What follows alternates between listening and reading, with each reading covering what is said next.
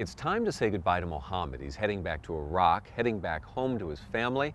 But for this boy who's been through so much, he's already thinking about someday coming back to Michigan.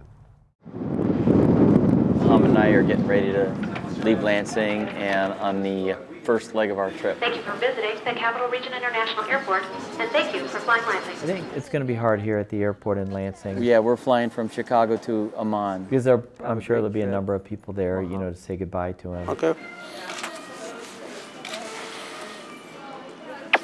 Okay. And, but I'll get through that part okay.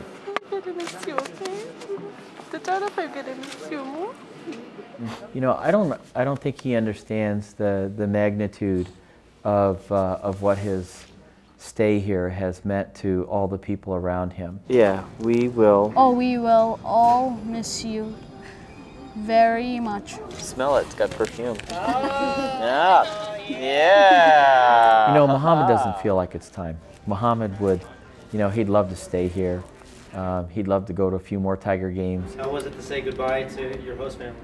Well, it was a little hard. He's excited to see his family. He's excited to see his friends, but he's not excited to, you know, to leave all of his friends here behind. But one of the things we tried to stress to him is that if he's a good student and if he studies really hard, he might be able to, you know, take an examination, and we might be able to, you know, try to help facilitate him coming back to the United States, you know, when he's done with high school. To go to college, come back here.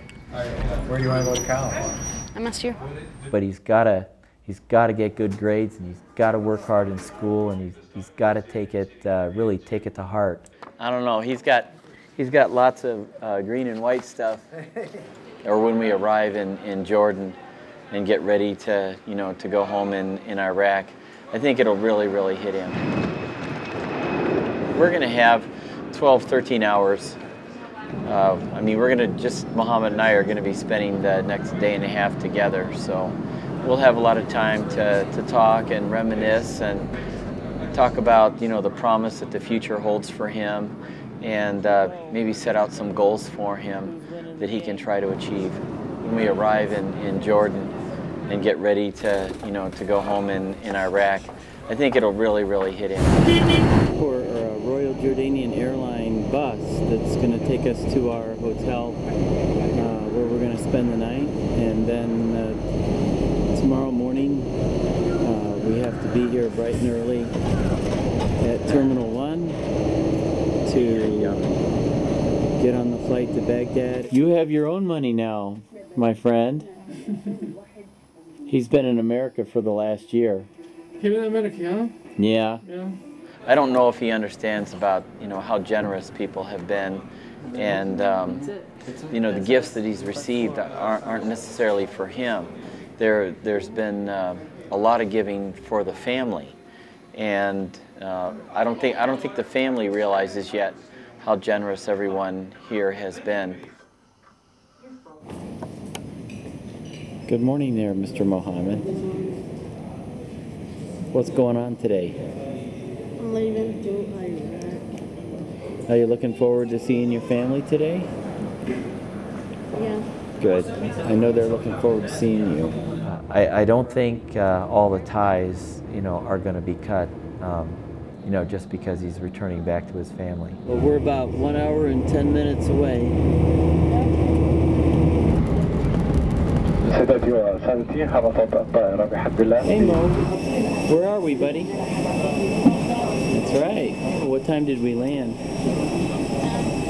10 o'clock? All right, we're going to be at the terminal in just a few minutes. The goal when I brought him over here was to, you know, get him medical care so that he could return, you know, back to his family, back to his society, and that he could have a normal life. And so, you know, I'm going to be delighted to see him, you know, grow up, mature, have a family, you know, and become a productive member of Iraqi society.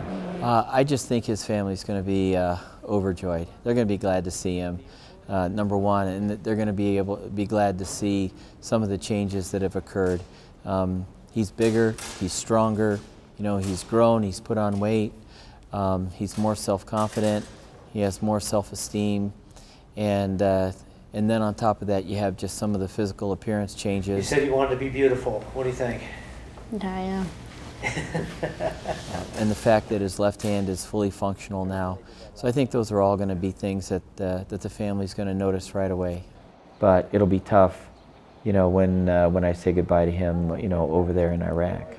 But, you know, that'll be tempered because I know on the other hand, you know, I'll be sad, but I'll see, you know, how happy his mother and his grandmother and his brothers and sisters are, and you know, that'll help temper that.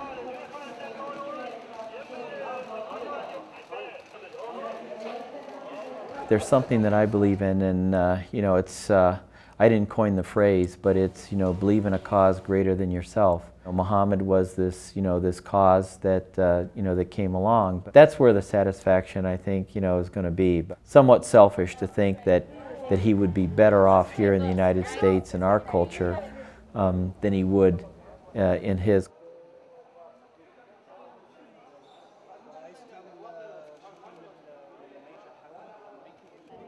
I can't. My plane is getting ready to leave. There are more than 500,000 Spartans out there in the world, and they're making a difference in a lot of ways. Meet Gabrielle Kleber, who thought that garbage would make a good way to see the world, a good way to really see the world. I was given a grant by the Circumnavigators Club, which is an organization, an international organization, that's devoted to global unity. The members pick one or a handful of university students each year to go around the world and study some sort of global topic with the goal to promote global unity. And so my proposal was to study marine debris and get a global view on ocean pollution and its impacts and where it is in the world and how the governments and other organizations are handling it. So what I did is I independently planned and executed a 3-month around the world trip where I visited 7 different countries. I was in Hawaii, Australia, the Maldives, South Africa, England, Wales, and Iceland.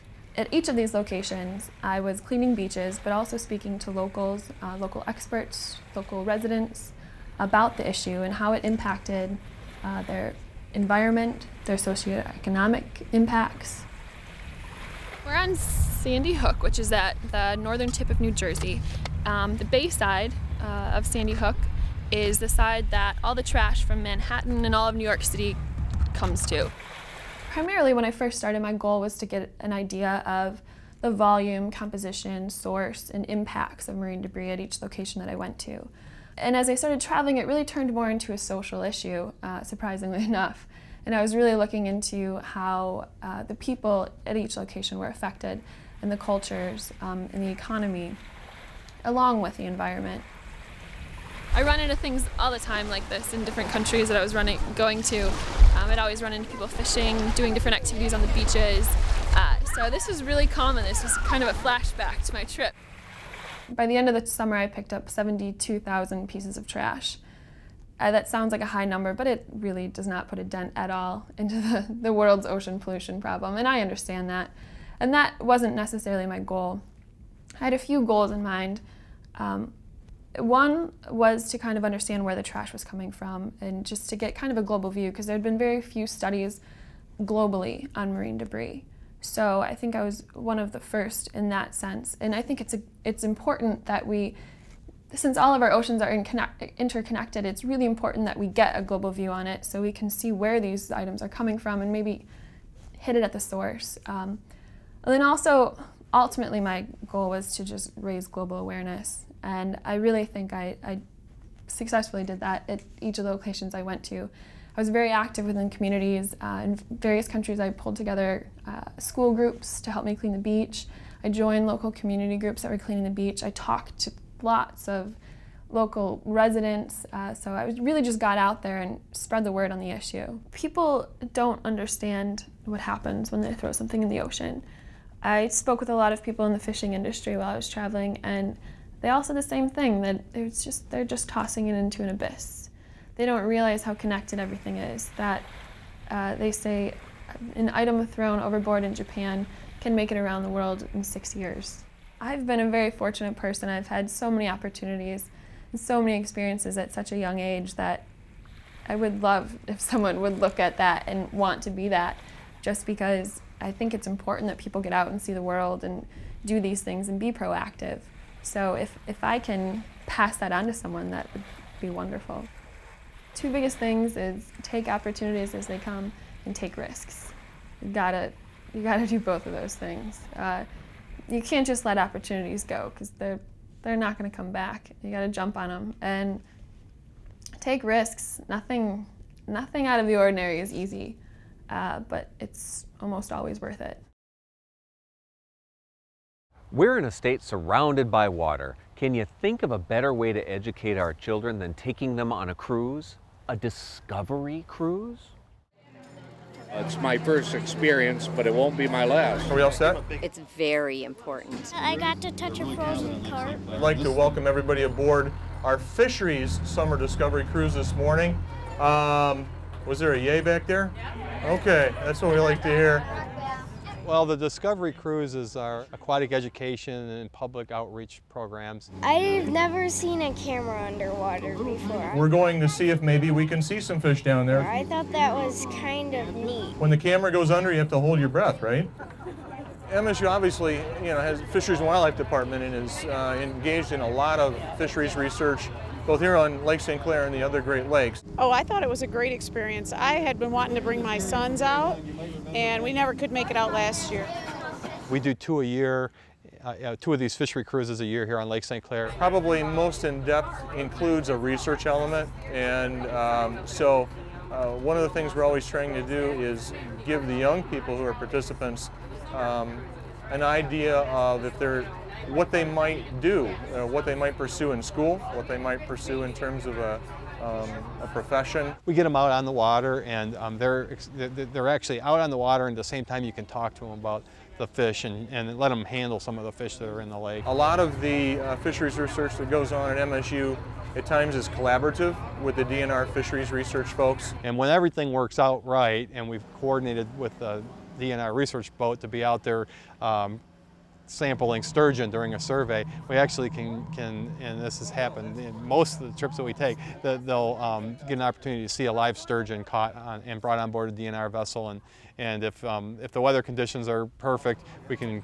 get right up alongside the vessel, and the kids on the boat have actually touched the sturgeon that we've caught out of the lake, and then they see it go back into the lake. I will be coming back, and I'm going to bring others with me. It's just a really unique and fun opportunity to be out on the water and enjoying the aquatic resources that we have here. I think it's pretty evident everybody had a good time learning, so that makes it a success.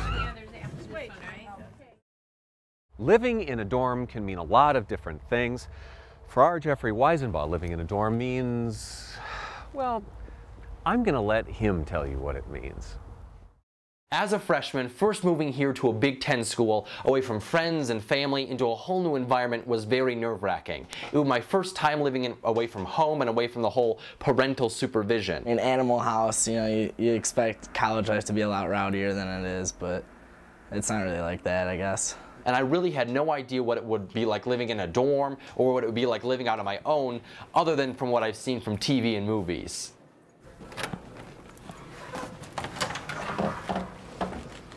This is nowhere near as big as they show in the movies. I do admit, living at home, a lot of things were done for me, and my parents helped me with a lot. I'd be living on my own for my first time, and I'm sure it'll be a lot, a lot different than at home, a lot more freedom. This being my first time living away from home and being at college, living in the dorms here at Michigan State, I knew right off the bat I would have to start doing stuff on my own. It's a lot different. You don't have your mom waking you up. I would have to get up for class each morning, I would have to clean, I'd have to be on task throughout the day, all by myself. Getting up for class could be tough. I'm not gonna lie, I slept through quite a few classes this semester. I have serious issues getting up for class, serious problems. It doesn't sound like a lot, but to be honest, it took a while to get used to everything. And I didn't just quit cold turkey. I had to slowly be weaned off having my parents be around all the time.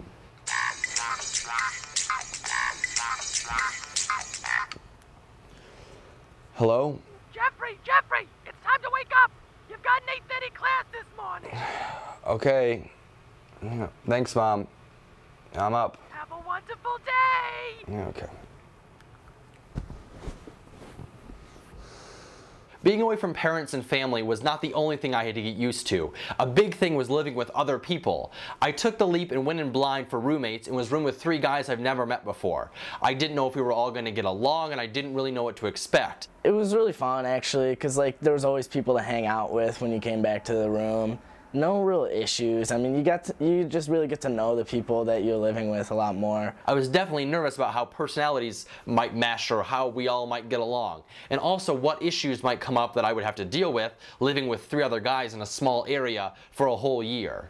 One of the issues that came up was cleaning. Cleaning up, you know, when you're living with 3 other guys, it can get a little messy. Every couple weeks, we would do a massive cleanup day though to keep it all straight. In general, I'm more of a neat freak when it comes to where things are and if things are clean in a given area. My roommates, on the other hand, didn't really share the same concept or opinion of what's clean and what's not.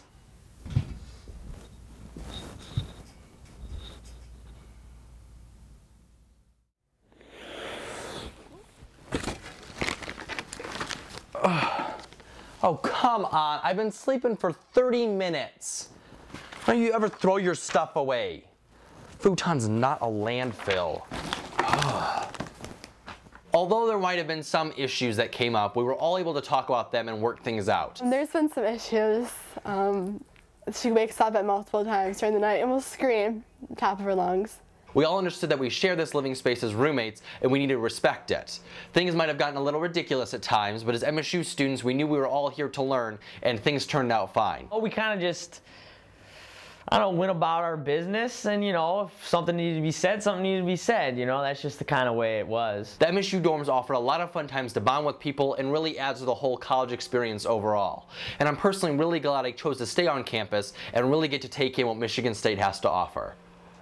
Clean up, everybody do your share. Clean up, everybody everywhere. It's a hard knock life. Ancient writings go online these days so they can be shared and explored all around the world. Here at MSU, the Samaritan Scrolls were digitized and put on the internet so that they can come to life, and these ancient texts can be read by everyone. And that's texts, not texts. But not a lot of folks knew what the significance of these documents were. There are very, very few items like these in the world. And they literally boxed them up, just like you see in that last scene of Raiders at the Spartan Saga, and put them under the stadium. In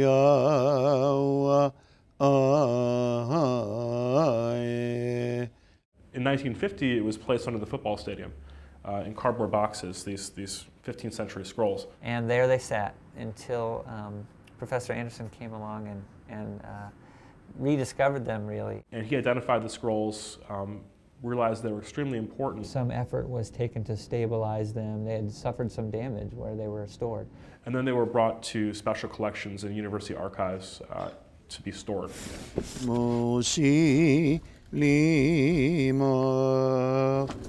Samaritan Collection is a group of about 50 items. The real highlights of the collection are 3 15th century Pentateuchs, the first 5 books of the Old Testament Bible. Wow, this is a very good book. There are 2 traditional sources for these biblical texts that we know of today.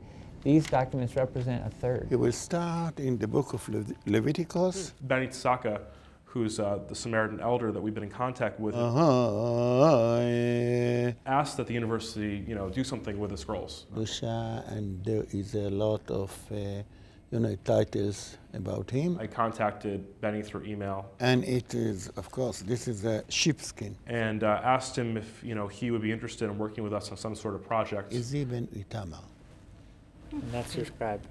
Yeah. The lack of access to these materials has meant that they aren't as widely studied. So this is just a really simple mock-up of one of the ideas that we're trying to work on for the online version of the the digitization project. What we want to try to do with this project is put them out there, make that set of resources available. We're putting the images online in high resolution format, which allows you to zoom in and out from a large portion of the text to a smaller portion of the text. Folks are able to collaborate in a single digital space, but there's not one single annotation going on the text. Scholars working on a particular problem can identify colleagues, and they can share readings and interpretations in a very detailed way, even translations, on the actual documents themselves, returning them or returning access to them to the Samaritan community. So we feel like we're maybe making a small contribution to that as well. That's it for MSU Today. I'm Jim Peck. For more on the show, head to our Facebook page at facebook.com/MSU Today.